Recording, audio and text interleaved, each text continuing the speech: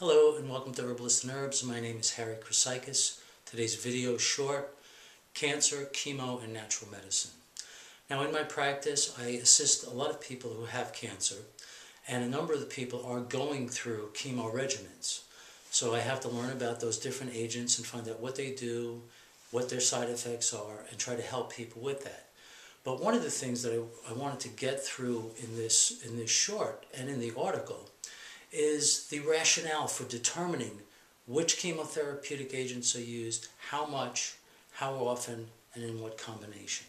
Because right now there are about 400,000 people who get chemo, but if you look at the rationale, there really isn't one that's solid and fluid enough and connected enough to make enough sense. And also, if we look at the results, they're not good enough. They're relatively dismal. And it depends upon which area, but in a general way, we can say that with pretty good accuracy. Now, I believe that there are reasons for that, and that chemotherapy in and of itself is not a bad thing. Neither is radiation, neither is surgery. When these things need to be applied, they should be. But what is the model and or the paradigm and or the information that's used to determine what's used when? Okay, let's take a particular area and that's problematic with chemotherapeutic drugs in general, and that is the production of clots. It is not uncommon for a person undergoing chemotherapy to develop a clot, which could be lethal. It could kill them. It's not uncommon that they stroke or have a heart attack and die. Now, the idea of hyper-coagulation is something that cancer really favors to start off with. And also something that either insulin resistance and or diabetes can begin to induce in a person who has that. Now, it's not uncommon to get a person who has cancer who also has either insulin resistance or diabetes to go with it, in which case this process of thickening up the blood and creating problems has already begun on its own. Now, the difficulty is that when they're giving chemotherapeutic drugs that do these kind of things, and quite a few of them actually do this, that is, push the body towards thickened blood. How can you determine which person would throw a clot and possibly put themselves in harm's way? When you give the drug out, Fred does okay on it, but John does not. He gets really sick and possibly dies. Why is that? Well, the thing is this: if you test beforehand, blood test, and you look in the bloodstream for things like D-dimer, uroplasminogen activator 1, fibrinogen, you will see that if these markers come up high, that the blood is already in a thickened state. Therefore, if you give them this chemotherapeutic agent, there's a very good chance there's going to be a problem. So that's just one area. Now, this idea of these 3 tests that I gave you, that I just spoke about, they're not difficult tests to do, and they're not expensive. But they're often not even done. They're not even thought about. Another area is multi-drug resistance. Why is it that people fail their rounds of chemo, and multiple times? They can do multiple drug cocktails or different types of drugs, and the person will see you, they'll be on their 5th round of chemo because the first 4 failed. Now, when a drug fails, it doesn't do anything to the cancer, but it often continually debilitates the body and undermines the body because, again, chemo is pretty toxic. So is there any way to know who can get what drug in relationship to it having a multi-drug resistance from the cancer already? Meaning that if you give them the drug, it's not going to help them. It's just going to waste time and their body by giving them this pretty toxic drug. So are there things that you can look at in the bloodstream that will give you indications that there's a good possibility or that there's a definite fact that this person would be multi-drug resistant? And if that's the case, what to do? Well, the truth is yes. You can look in the bloodstream and see things that will indicate that a person will not do well with drug X, but would do better with drug Y. And what you can do is you can see a number of growth factors and receptors and cytokines, communication molecules that indicate that the cancer has developed the ability to either pump out the drug or can be completely immune to it depending upon the action of the drug.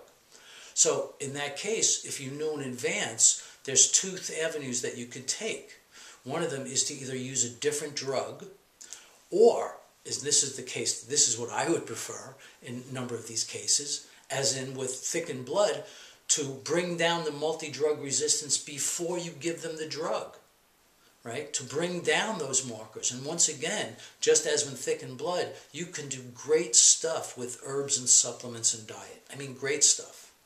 So again, when you're dealing with multi-drug resistance, to test beforehand, to do more detailed work, to determine who is the right person to get which drug. Okay, another area to look at is in the area of surgery. If you're getting a tumor removed, there are avenues of finding out if your cancer is resistant or receptive to certain kind of drugs. But the window to find out that information is very short, and the technique is fresh tumor sampling. So when you get a surgery to remove a tumor, say a breast tumor, a section of that fresh tumor is sent to a laboratory. And there are a number of laboratories that do this. Weisenthal being one of them, Target Now, Veripath maybe another one. But anyway, there's a number of them out there. And what they do is when they get the fresh tumor sample, they test a bunch of drugs against the cancer cells to see how they respond. This way, you have more information that can tell you in advance, will this person work well with this drug? Unfortunately, this kind of testing is not done unless the patient asks for it in advance and pays for it out of pocket. That is the most common scenario in order to get it done. Now, there's a whole world of things that go on in the idea of using chemotherapeutic agents that we can use a lot more information to get a lot more specificity in how we apply the drugs to get much more success and much less degradation of our clients' bodies, of the patient's bodies. We won't hurt them as much. Now, again, the way that I would prefer it is if you could do these kind of things, that is, if you could test beforehand, which we can, find out all this, ascertain this information, approach those areas that are problematic and normalize them, try to bring them back to normal. There's a couple of possibilities that will happen as a result. You may not even have to use the drug, maybe. And if you do, you may be able to use much less of it at a time, much less frequently as well.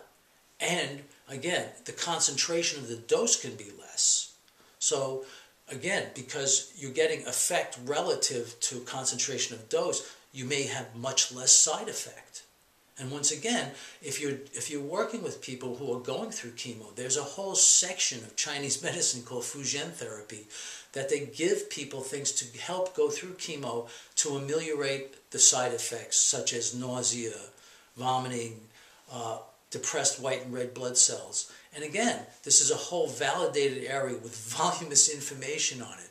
So even if they're going through a normal regimen that is classically going to produce these kind of side effects, you can do a lot for them. So that's the thing, as is, there's already a lot can do. You don't even necessarily have to go, although I would prefer it, to move towards reducing things first and then giving them the drug. But be as it may, and as things are, they often just give them the drug, in which case you can also help quite a bit. You can be useful. So there's a lot that can be done with natural medicine to help people with cancer who are going through chemo.